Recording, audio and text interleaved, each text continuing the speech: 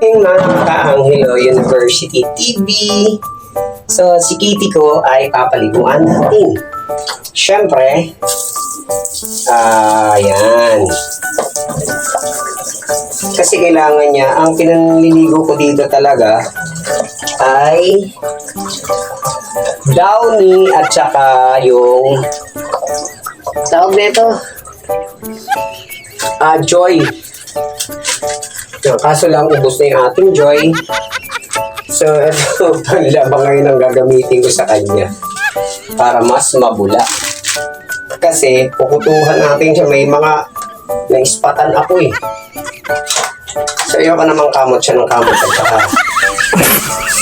syempre kailangan natin malinis din siya, di ba? Tapos kasi ayoko na meron siyang punto, garapata, pulgas, di ba?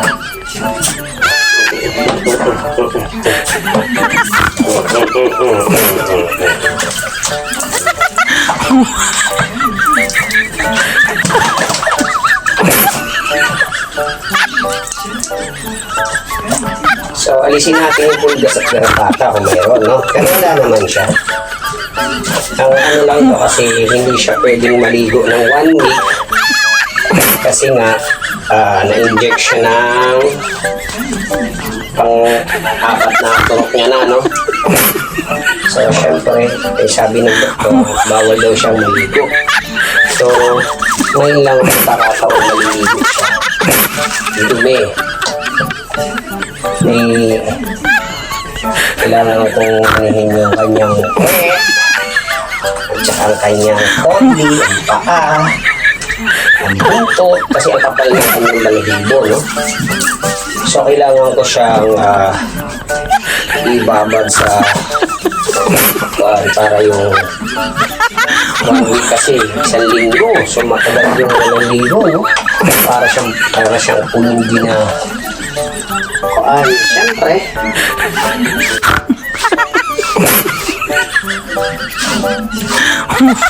ang pambalaw ko dyan mamaya ay Downy. So, susuklayan natin siya tapos para lumambot yung kanyang buhok.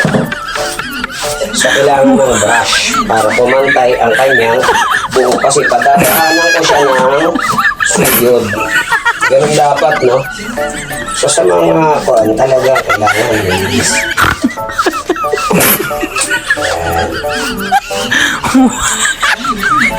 Ako kasi niyakap ko siya.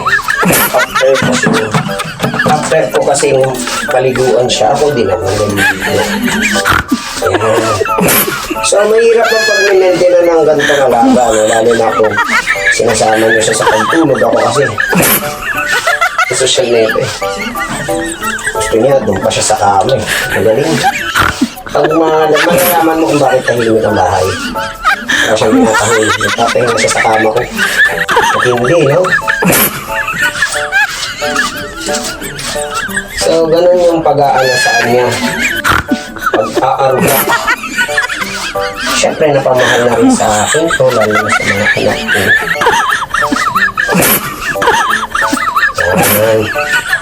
Gano'n namin siya kalab. Ang aking kitty, nalag ni Daddy Anghelo. So, suyod na tayo, no? Ayan. So, kailangan natin isuyod siya. Para baka may madali tayong mga isa-isa.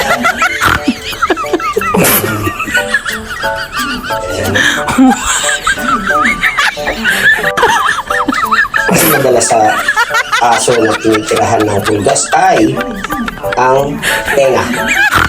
Kasi hindi nila ang tiyan. Yung katawan na kakamot nila yan.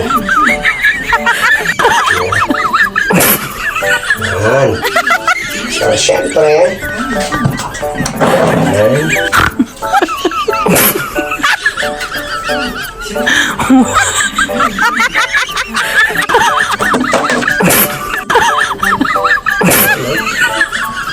Ano man yung madali sa kanya, so yun ang madali natin.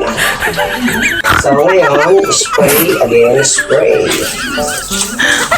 So, ito na alisin. Anak ko na te. Ito yung lalaki kong anak dito. Kasi puro babae yung anak ko. So meron akong lalaki. Baby boy na makulit. So ano natin mukha mo? Yung pilik mata kasi niya napakahaba, no? Sige, sige, sige.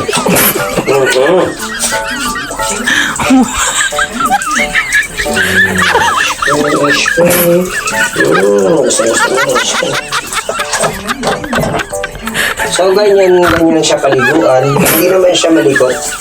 Mas gusto nga niya, kaso lang syempre mababata pa rin kasi kailangan mong busyain ang kanyang katawan. So kailangan, no? After nun, syempre maligo ka rin.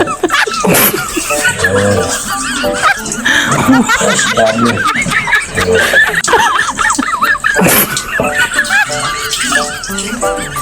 Siya, oh. Kasi ako nang madumi. Kasi pag madumi, outside the kama siya. Sa nakaraan, ginuginaw na siya. Nararamdaman ko na. Ang ginaw, kaya nangungulig ng katawan niya, no? Mararamdaman mo siya. Kahit nakapalang balihibo niya, ginaw niya kasi tagal siya sa tubig, no? Sa mamaya, lalaroin ko lang siya para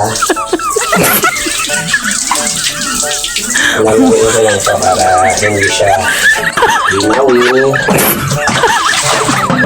So, next look tayo ay yung kanya. Ay.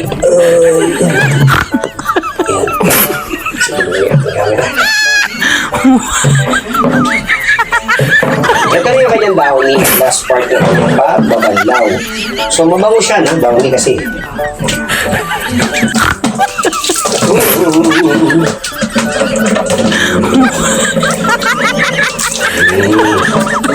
Ako kasi binabasa ako talaga lahat ng kanyang part ng kanyang balahibo. Kasi yung anong may na kakaligtaan. Gusto ko basa para yung pasok ng dahon sa kanyang katawan. Ano? Tingnan ka na.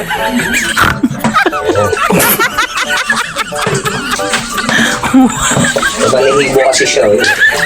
Meron ba ako? Pati na lang. Oh, finish na. Finish na si Kitty. Yan. So yun, finish na ang ating pagpaligo sa aking baby boy na si Kitty. Hello, Kitty. Hello. Ay, ang butoy-butoy. Pigahin pero piga. Piga. So yun. After mapiga, syempre, nakahanda na yung ating charan! Bibi ko yan, pero pink yan siya, pink. So, yan guys! Si Bibi ko, Kitty. Finish na kanya baligo. Thank you!